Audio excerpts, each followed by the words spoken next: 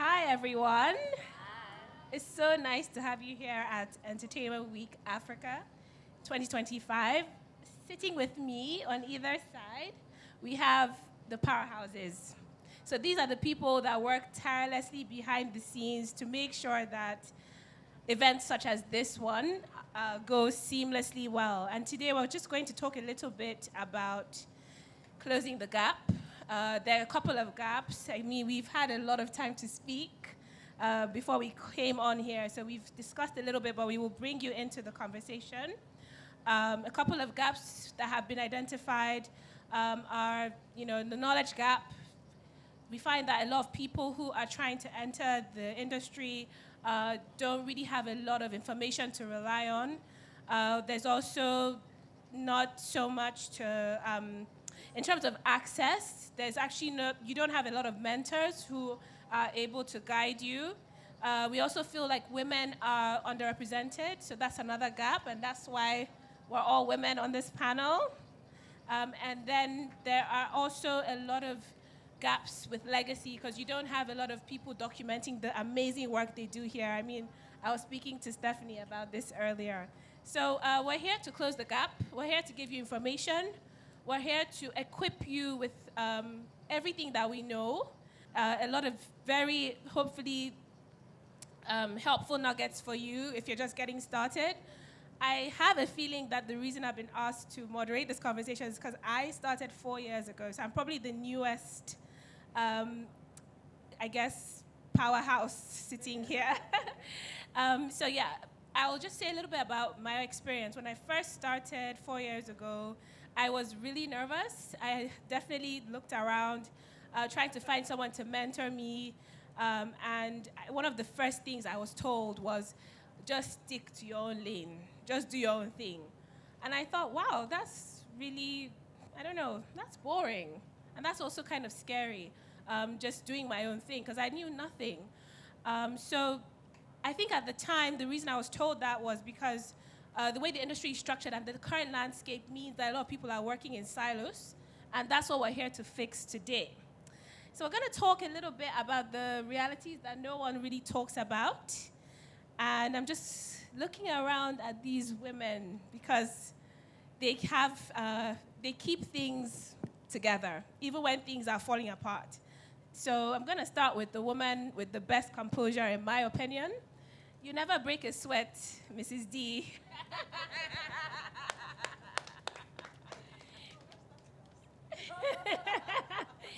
Can you just tell us a little bit about how you stay calm under pressure, even when it feels like things are caving in around you? And how do you thrive in the chaos? I mean, I'm sure there was some chaos putting this together, so do you want to give us some context? Hi, guys. So how do I thrive in chaos? I think as a leader, when you know that a lot of people look up to you, so no matter what, no matter how you feel, you have to keep calm because everybody feeds off your energy, right? I'm going to start with this location. We loaded in here a few days ago, about less than 10 days ago. And if you notice that the other tent is not yet open, because of course when you're working and you're depending on third parties and they disappoint, right? So what do? You have to keep going regardless, right? We started here, and of course a lot of disappointment with third-party suppliers, and again we had to put our heads together. What do? Guests are coming in, right? We have Gen Z Republic is not open, we have the marketplace is not open. What do?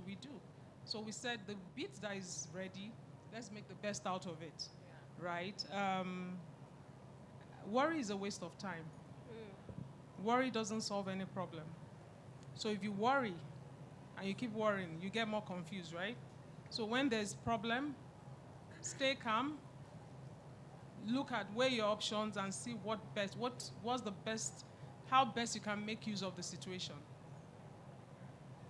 Well said, Mrs. D. Thank you. So let's talk a little bit more about, vision to on-ground execution. I think, as we all know, this all starts as a little idea or a little thought in someone's head, I'm just going to ask Neni. Your work is really detailed and well thought out. I mean, she's the brain and the mind and the creative mind behind the Bankekuku Savannah, I think the collection showcase that just happened, which I absolutely loved. So I feel like I get a glimpse into your mind every time you execute an event. Can you talk us through your ideation, planning, and execution process? And just let us know how you feel when you see your idea come to life. Hello, everyone. Thank you so much for being here. So my ideation process, sometimes it's really not as structured as you would think. We receive a brief and we review the brief, and we have conversations with the client just to understand what the messaging is, what they're really looking to achieve with the production, right? And then we kind of go back and start to do research. We read about whether it's, I'll use Savannah as an example, right? So we'll read about Savannah, what does it look like, what are the colors, what are the hues, the collection, what is the main inspiration behind the collection, what do the prints look like in the collection. And then we start to tell a story, right, with the prints, with the colors, and we piece it together. So it's really a lot of research, a lot of introspection to see how we can actually bring it to life in a unique way, in a different way from what you would expect. I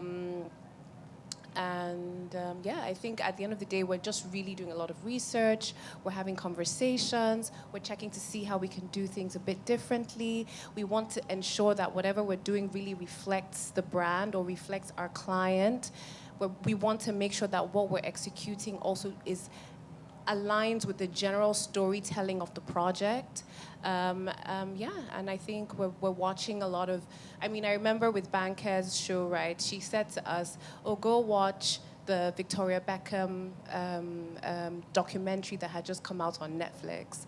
And so we went to watch it because she saw something there that she thought could be interesting. An interesting aspect that we could potentially build on for her show. So it can be the little random things, books, videos, movies that we watch just to draw inspiration, and then we put it together in a way that really reflects the client's personality. So how do you context switch across all your various projects? Last week alone, you did 2 weddings or wedding events, a fashion show, and I think a kids' party. Your repertoire certainly precedes you, Stephanie. So I think it's very important to structure your work, right, in a way that allows for you to be creative as required with each of your projects, right? So it really, really, it involves a lot of scheduling, a lot of planning. You have to plan your time, you have to plan your projects, you have to plan your ideation sessions, you have to plan your communication with the clients, you have to plan, so literally you're planning every single aspect of the planning journey for all of your projects to ensure that you're giving, well, to be honest, it's difficult to say you want to give 100% to every project. That is always the goal. But to ensure that you're able to get to that 100%, you really have to ensure that your process, your internal process, the back-end process is structured in a way that allows for you to be as creative on each project. And obviously, when you are planning, it's not just ideation, it's also execution. So your execution plan across all of your projects have to be structured in a way that allows for you to achieve the optimal best on each project, regardless of whether it's back-to-back, whether it's a month apart. So really it's a lot of planning, a lot of structure within your own internal process that allows you to be able to create on steroids. And then obviously execute. Wow, that's amazing. You can see why she's so good at what she does. Mrs. D, you lead some of the largest and phenomenal productions I have come across. It seems like the bigger the challenge, the more you seem to rise to the occasion. Can you tell us what defines a world-class production experience?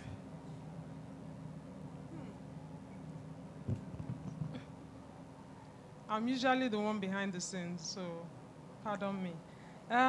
For me, what defines a world-class experience? I would say the details, the way you make people feel. I'm very, very big on experiences. It's not about just putting together an event, but when people come in, what do they feel?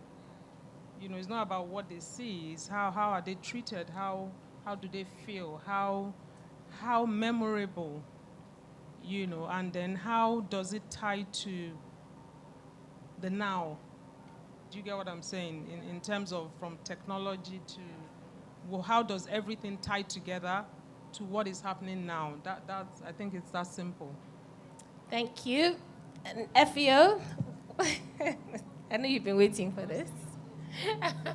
Sorry, I just wanted to add to Mrs. D because she's please go been ahead. very humble. Sorry.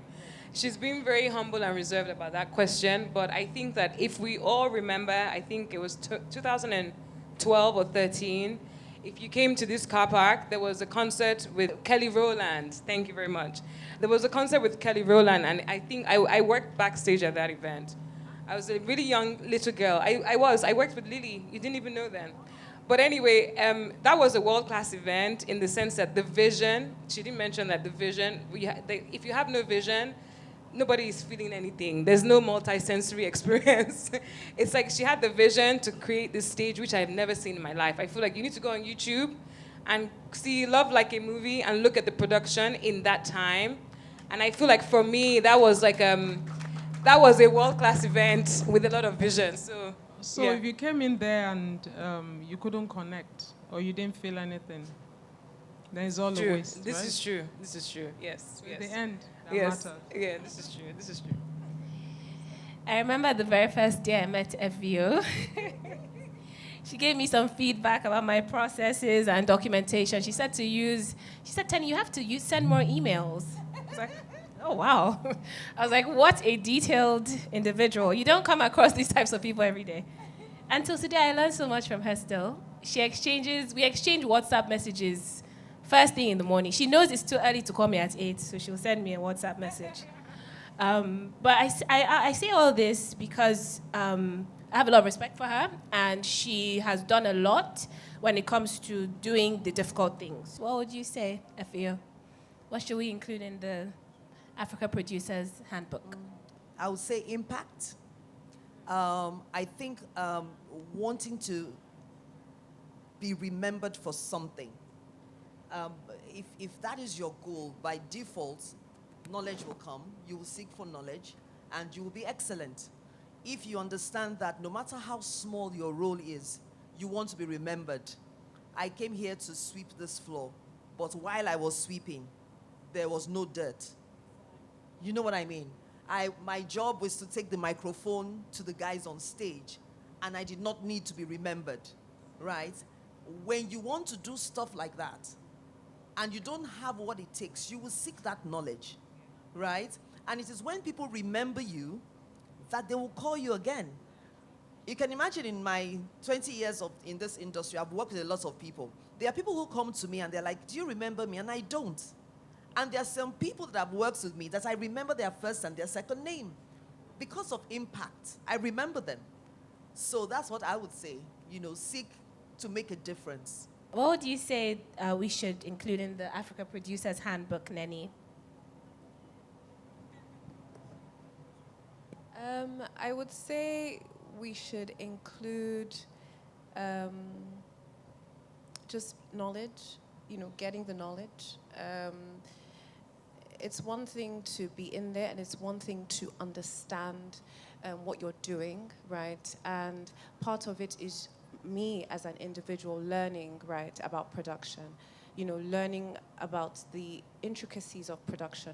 Why are we, for instance, installing this 40-foot stage on sand and we're still needing to brace it in a way? So you need to understand the basics And it's very important because that is what gives you the confidence to have the conversations that you need to be having for then people to take you seriously, right, in the work that you're doing.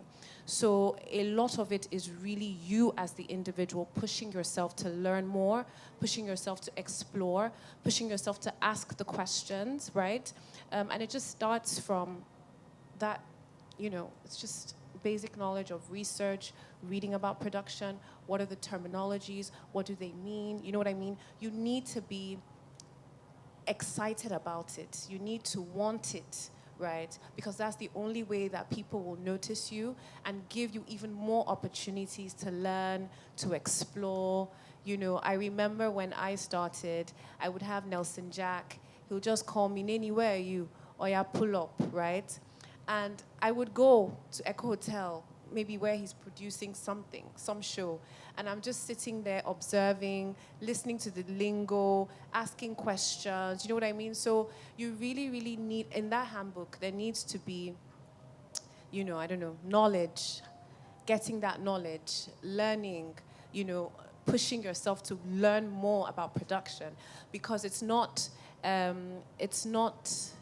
you have to understand it to do it well. And that's the truth. And to understand it, you have to be knowledgeable about what you're doing. And to be knowledgeable, you must have already done the work, right, behind the scenes. And the work is learning, reading, exploring, asking questions. I think it's very important, a very, very important element that everyone needs to have to then become, a solid and successful event producer. Fantastic answer. Thank you. How specific can we get with this playbook without giving out IP, intellectual property, Evio? Honestly, you see this thing about intellectual property and, secrets and everything. I understand it, I get it. And I think we had a little bit of that conversation outside. My belief is we all have a DNA. There is a role we are all here to play on earth. God created, we don't have the same thumbprints, all right? So I feel like everybody has a unique role to play, and nobody can take that space. So even if I gave you I opened my system to you, it's not the same. If Neni gave you everything, it's not like we are all different. And these gifts that God has given us, He gave us for that purpose that, He has made us to fulfill. So I don't know if I'm the right person to be talking about that, because I'm very open. I share a lot. I allow people in. I get it, but they can take everything, but nobody can. We don't have two FVOs. There's only one. Yeah, so that's what I believe. Yeah. Thank you, Evio. Do you agree? Bolaji? Most definitely. Like the fabric of your brand or the DNA of your brand cannot be stripped away, no matter how hard it is or how replicated it is. There's just an originality that comes that is so innate and is so individual that I cannot do what you can do, regardless of if we are reading the same book or not. The interpretation will always be different. And I think that's what makes everything beautiful, is that everyone has their own unique sense of how they would interpret. You get briefs, I'm sure you get briefs from the same client, and then you'd have an execution style that someone would gravitate to, because there's just nobody that does you like you. That's just it. So for me, you can steal all the playbook rules, and you can steal the ideas. You can even try to steal the personality, but it's like you can never execute the way that I would execute. That's just it. Thank you, Bolaji. Really good answer. So let's talk a little bit about leadership and people management. I heard earlier that you don't really care for your people management skills. Bolaji, so I'm going to turn to this side of the room. I'm going to ask Neni, how do you lead your team through high pressure situations and in high pressure environments? Shout out to my team. They're not here, but shout out to my team. To be honest, I'm a leader, right? But I'm a worker. And what that means is that I will roll up my sleeves, right? And I will do the work. So if I'm rolling up my sleeves and doing the work, right, my team had better do the same. So there's a very high level of leading by example. Do you understand what I mean? There are times where the cleaner is just wasting time. This is like 2 minutes to show time. And I've noticed a dirt spot on the stage or something. The cleaner is wasting time. Please give me the broom, let me do it myself, right? Then I take the broom to do it. And then all of a sudden, oh, everybody's coming. Oh, no, don't worry. Let me sweep it. And I'm like, no, it's fine, right? I will sweep it. But I'm doing it so that you can see that you too can sweep, right? Without it necessarily being a big deal. So what do I mean by that? Leading by example. For me, no task is too menial. Like, no task is too small for me to do. And when you are leading like that, best believe that your people will follow, right? And they will get into it too. There are places that we go to outside of Lagos, right, where the work culture is different. What do I mean by that? 6 p.m., I have to leave. And you know, in Lagos here, midnight, we're still there. We're still doing it. You know what I mean? We have our printers on standby. Ma, how far?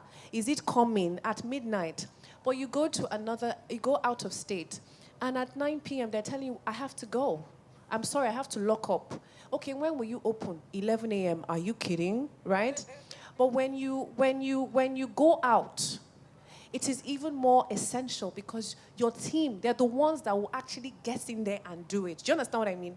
We've gone to places where we have faced, like, it hasn't been easy, right? But it was easy because we were all there, doing it ourselves. Okay, we need to move the canopy, but the rental company, they don't want to. No problem, let's move it. Do you understand what I mean? So I think, for me, there's a heavy level of leading by example, understanding your role, right? Your role is to execute a fantastic experience for your client and for the people that are coming. However we're doing it, we're getting there. Do you understand what I mean? So I'm not going to sit down and, cross my legs. No, we're all in it together. And that's the type of energy that you want to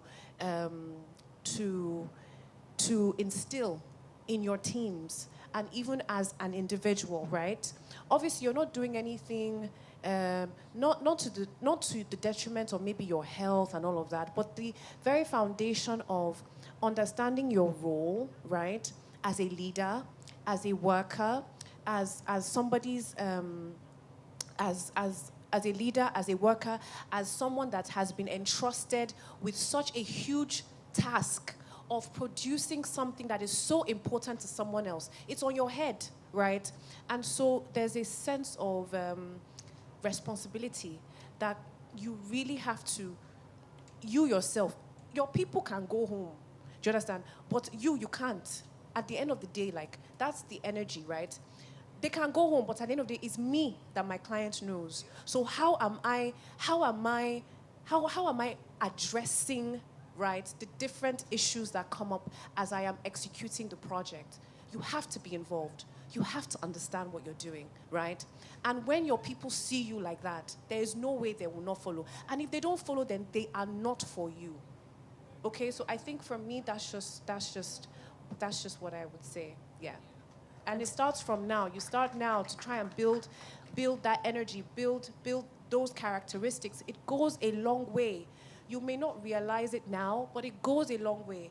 And before you know it, you're producing shows, and because of just you, me, Neni, I know that regardless, by God's grace, regardless, we will figure it out, right? That's the energy.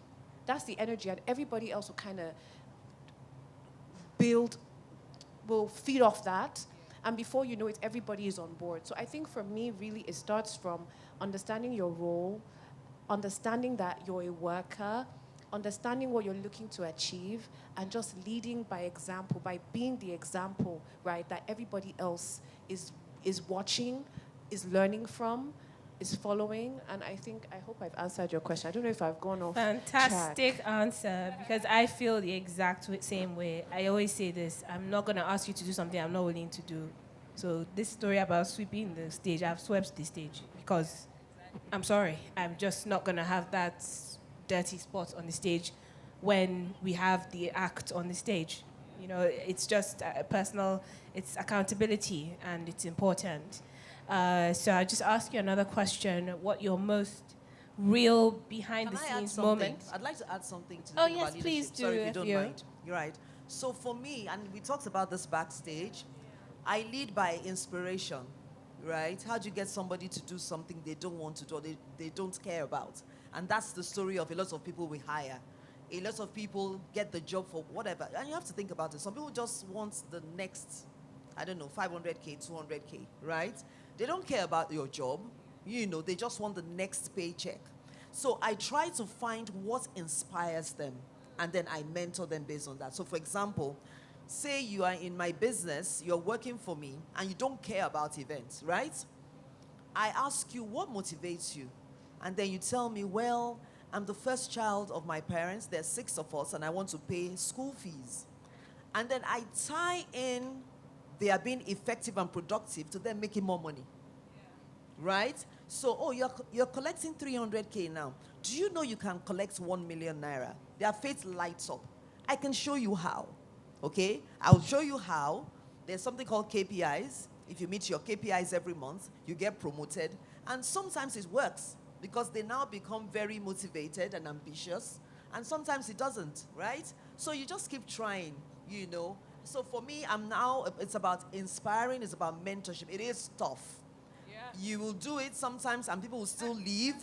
But then you have to understand that it used to hurt me and it still does. We talked about it. You pour in yourself to someone, and after 2 years, when you are supposed to be enjoying that person's, new talent, the fruit of your labor, they leave.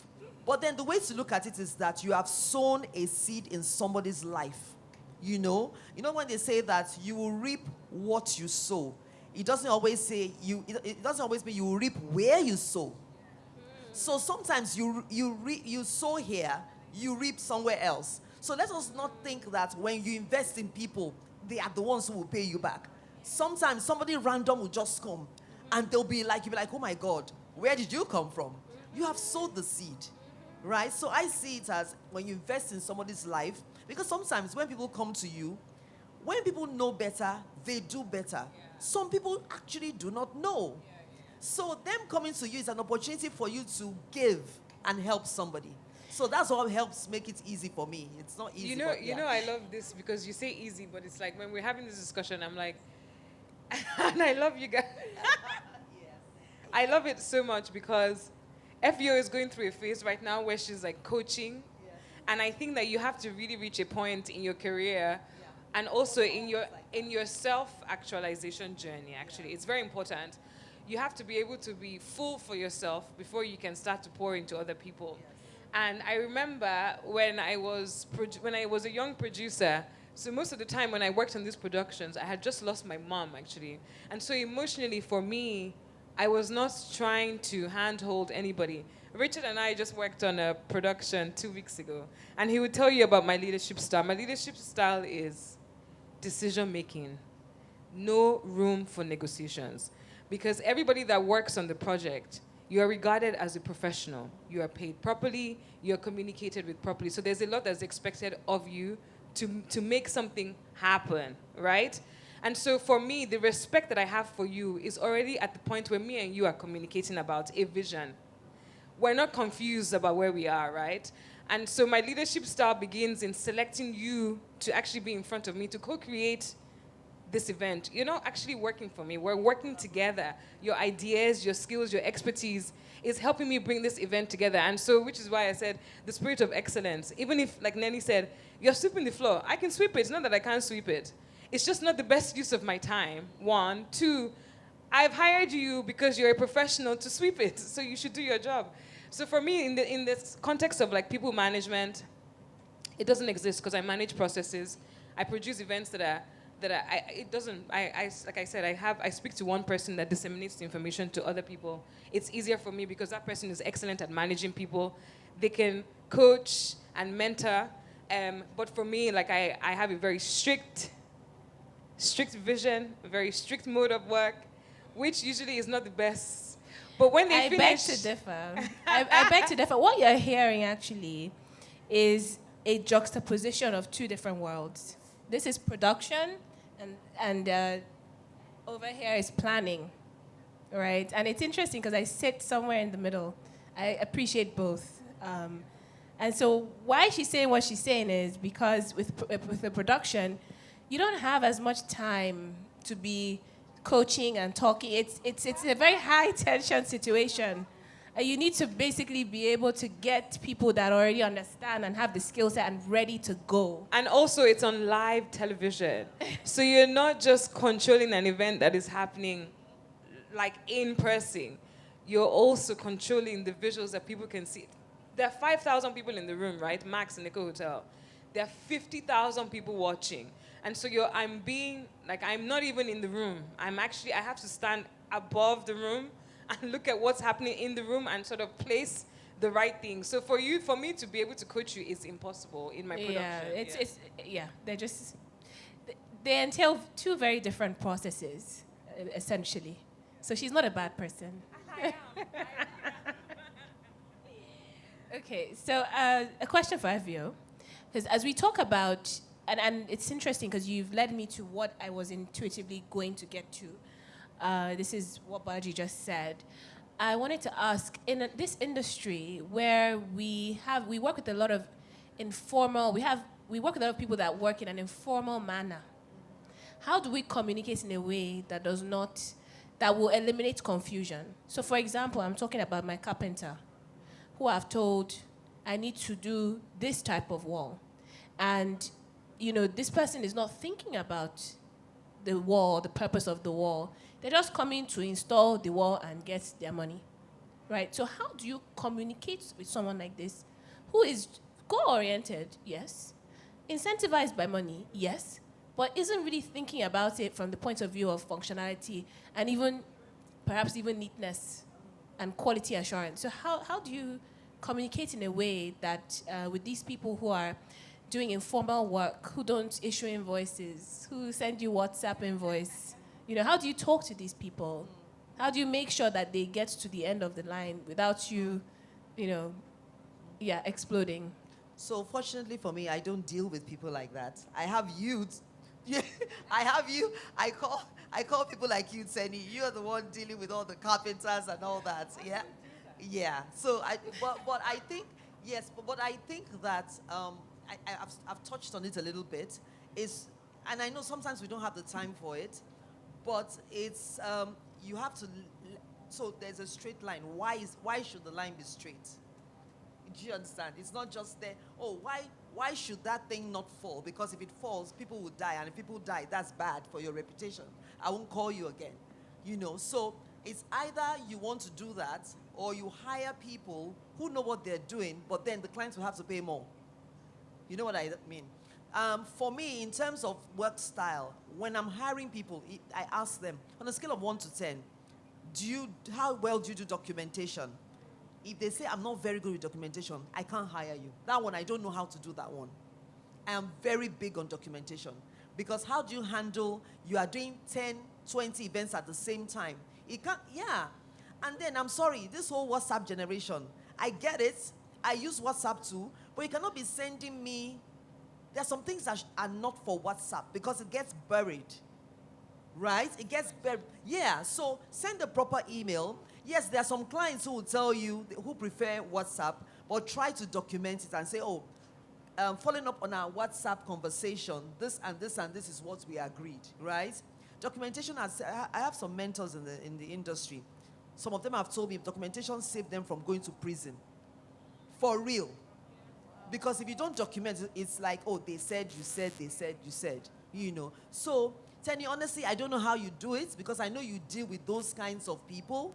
Yeah, but it's probably, for me, if it's to advise, I would say get somebody who can be the bridge. So yeah, because I understand what you're saying. It's not easy. And that's why we come to you. Thank you.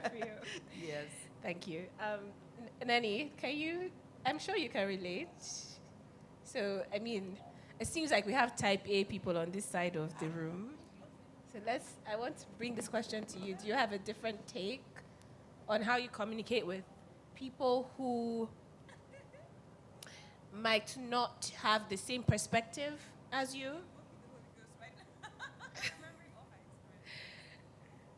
And how you communicate effectively with them?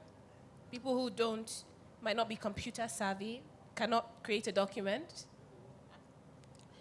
Yeah, I think in this journey, I've learned additional skills. You know, if I need to sketch to ensure that they're able to understand it better, I will sketch. If I need to send a voice note about 2 or 3 times, I will send a voice note. If I find that maybe Yoruba is what will work better, or Igbo or Hausa, then someone on the team is going to have to speak it so that we get to where we're going. But then they need to be able to translate it to me as well. So I'm sure that we are still on the same, on the same path, right? So I think there's a lot of adapting, right? Adapting as you go, that's involved. For the greater good, right? And what's the greater good? The greater good is ensuring that maybe whatever the person is working on comes out great, So for that to happen, this is a fantastic, you're working with this person because they're a fantastic carpenter or a fantastic welder, but there's that barrier in communication. So what we tend to do on our own end is we're ensuring that we're sketching everything, Come and sit down, let's have a meeting at the office. Okay, this is the first wall, sketch it. Let's be sure you understand, right? And then we go on site. Okay, look at this area where this wall is going to be. What are the obstructions, right, that would not allow for this wall to be straight? Okay, identify those obstructions, remeasure, let's be sure. So there's that there's that level of detail that has to go into it, detail and patience for the greater good. Sorry, Neni, just to ask you, while you say this, how do you manage time? If you're pressed for time, and how do you manage resources? If you're having to do this for every single wall, for example? So to be honest, I think with time, so it's 2 things, right? You have your suppliers, that you work with on a regular, right? So after, 2, 3 years, or maybe even 1 year of consistent, partnership, it's no longer as tough or as daunting, So if there's a time crunch, I know who I'm going to, because I know that now at this point, we've gotten to the stage where they can go, they can recce, they can measure. I'm trusting their measurements. We have an understanding of how it's going to be executed. You know what I mean? Like you have a portfolio of suppliers, and you know who you're going to go to for certain tasks and certain projects. So that's pretty much how we run it. If it's something that is a time crunch, we know who we're speaking with, right? If it's something that we have a lot of time, then we go through the motions just to ensure that everybody's on the same page, everybody knows what they're doing, everybody knows what the obstructions are within the spaces that they're supposed to be installing elements, so that when we do go to site, it's now more so plug and play, and everybody knows what they're doing. Yeah. Thank you, Neni. I really feel seen by that answer. Thank you. So I'm going to throw this out to all the ladies. What gaps exist today, and what can we do to close them together? I think the biggest gap, and the one that would always need a top up, is the knowledge gap. And the knowledge gap exists for all the different stakeholders. The client needs to be knowledgeable about how things are executed. The vendors need to be knowledgeable about how to apply themselves. The production team need to be knowledgeable. And I feel like that knowledge needs to just continuously gets topped up. Also, just because we're working in an industry that is continuously emerging, we've like been planning events and we've been planning live productions, but the landscape has changed a lot. It's become a lot more interactive. There's a lot of digital and artificial intelligence infused into the work. So there's a massive knowledge gap that's happening internationally. And this is always so painful for me every time we have a production outside Nigeria. And the things that I also have to learn so quickly because I've been doing productions back to back in Nigeria. And then when I go out, it's like, oh yes, I need to top up my knowledge on. So I feel like the knowledge gap would never get like, it would never be empty, right? We should always be thirsty to just know more. I think that's the biggest one for me. It's like the knowledge gap really helps us close the expectations, helps us communicate better, helps us strive better for excellence, helps us get more motivated staff members. Yeah, knowledge for me is the biggest one. Yeah. And how do you close this gap? It's multi-fold, right? It's multi-layered, and we're already doing the work. We're closing the gap by actually just doing the work every time. Every time there's a production, this production is a knowledge, bridger, right? It's just we have to constantly do the work. We have to document better. That's something that we don't really do. When you finish this event, where is the report from this event that helps you, like, sort of creates that, like, framework for the next event, but also for the industry, right? If I ask Nelly, can I have, like, your framework from your last 6 summits, for example, so I know that the things that I don't need to make another mistake. So I feel like for me, it's like, how do we like close out things? How do we communicate things?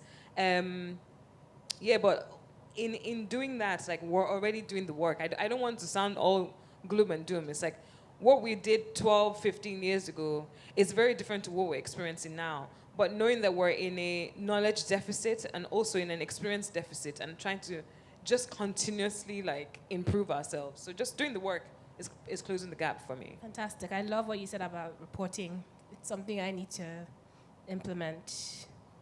Yeah. FAO, Neni, any thoughts? Yeah, there definitely is a knowledge gap. Definitely. A lot of people start doing events based on, it's like a mistake, right? Oh, somebody calls you to do somebody's birthday for 5 people in the living room, and immediately you think, oh, I'm an event planner. I can do events. You know what I mean? Or you did something for your boyfriend or your uncle and all that. And then nobody checks. It's about who you know. If you know someone, they give you the job, you do it, right? So knowledge, training, mentorship, I'm doing my bit. I have an academy where I train people. I'm not plugging, but it's what I do. I'm in that mode of just, because you see, the thing is that if you stay and say, you know what, I'm not mixing, I'm going to do my thing, it's going to affect you. The day you have a big event and you need like 20 people to work with you, you have not trained anybody. There's nobody for you to pull to come and work with you. So it's in your interest to train as many people as possible so that from that same pool, you can bring them on board to work with you.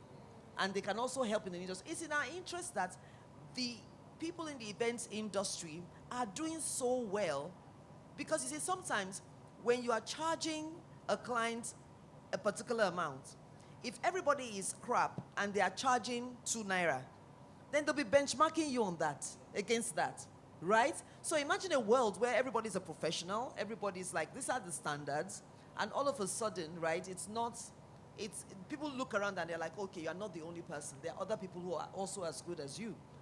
So yeah, that's it. Training, knowledge, mentorship. Yeah. Fantastic answer for you. Yeah. So what you described maybe is, I don't know if a regulatory board would help. I don't even know if we have one. Okay. We don't have one, right? More like like an association, because regulatory boards like can only feed off of what the aggregation of people that are doing the work are doing, because a regulatory board can actually come and just hinder all the work that we're doing, really, to be honest. But I think more of an association or an informal setup where I can really just learn from, you know, from everybody that is doing this work. I don't think that there's a place yet where, I think we have a few associations. yeah, Yeah, but early days yet, you know, I don't know what structure we have, but some of them exist. yeah, I think we It need will them. take We some need time. them because people need to feel like they're part of like a society. picture. Exactly, exactly, a bigger picture. But yeah, definitely not a regulator, please, not for now. Thank you. Neni, what would you say? Yeah. So I think from where I sit, I'm wondering if collaboration would help. True. Yeah, Collaboration we- with the right minds, because that's another thing. People who think like you. Because if not, there'll be wahala. Okay, makes Yeah. sense. And how do we create a more structured industry for the next generation? You know this is for you, FU. Yeah, I don't know. Look, it's, you know, it's one thing to say you want to train people. It's one thing for people to be ready to be trained, right? So you can do the training and people will run away from you screaming, saying you are a tough woman, you are this and that and that. And it used to bother me before when people say things about you, oh, that woman, she's tough, or what, da, da, da, da. But now, right, it depends on who is saying what. If somebody who is mediocre, who is lazy, says I'm a tough person to work with, I love it. You know what I mean? I don't want you saying I'm the greatest boss, you know? So it depends on who is saying what. So even when I'm doing interviews, when people come to me and I'm like, why did you leave your ex-boss? And they start telling me some things. When I start to ask certain questions, it's clear to me that that person is the problem. You know? But what I think we can do is just do what you can one day at a time, because it's a lot of work. But there are some amazing people in the industry. There are some people who are really good, and there are some people who are crappy, and one day we'll get there, I guess. Yeah. Thank you, Avio. And this is the last question. I'll start with Neni. What legacy would you like to leave behind as a producer? A phenomenal producer at that. Legacy of excellence, legacy of detailed execution. Yeah, legacy of excellence and detailed execution. Say less, simply put. Thank you. Bolaji? I think like a legacy of excitement. I think for me, like when I'm working on a production, there's a lot of like excitement that I want people to feel. There's also a lot of like immersion of what I'm trying to communicate. I come from a communications background, and so when I do an event, I'm really trying to communicate the essence of that event to you and I'm using all your senses. I'm deciding, you know, what scent it is when you walk into the room, what you're smelling. I decide what you're seeing, and I decide, you know, everything as a producer, how you feel when you walk into a room, how you feel at the start of a fashion show, how you feel when you see the last dress, you know. So that like emotion that I'm able to sort of like communicate from the event is what I'd love to leave behind. It's like when you walk into my production, you feel that excitement, you're like, this is Bolaji's production. Yeah. Well, true to a producer, it's all about immersing people. So love that. Thank you. Theo? For me, in addition to doing great work that I try to do, creating experiences, my biggest legacy would be impact. And I know I've said that a lot. On my bio, I say I leave it better than I met it. Anything I find, whether it's people, clients, projects, you will know that FVO touched this thing. And that is the legacy.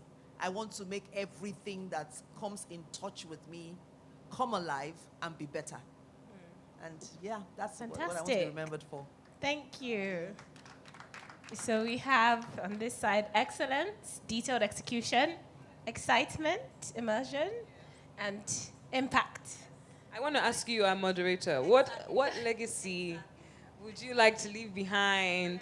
with the amazing work that you've been doing for the last 4 years. That feels like you've been working for 40 years. Wow, you guys flatter me. But seriously, What is the legacy that you'd love to leave seriously, let behind? me also say something. Teni, I think you are very talented.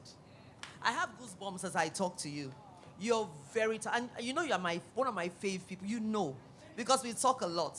I love her. I love her creativity. It's fresh. It's different.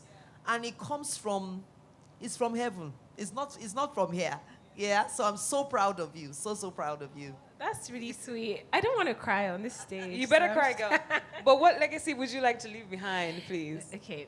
I would like to leave a legacy of bringing down heaven to earth through experiences that I'm inspired to create. Most of the ideas that I execute actually start from a childhood memory or a dream or just a silly film that I've watched. So, and in all things, I really do give glory to God. So for me, it would be a legacy of just celebrating God through the work of my hands. I hope that answers the question. But thank you. It's been so lovely having you all here.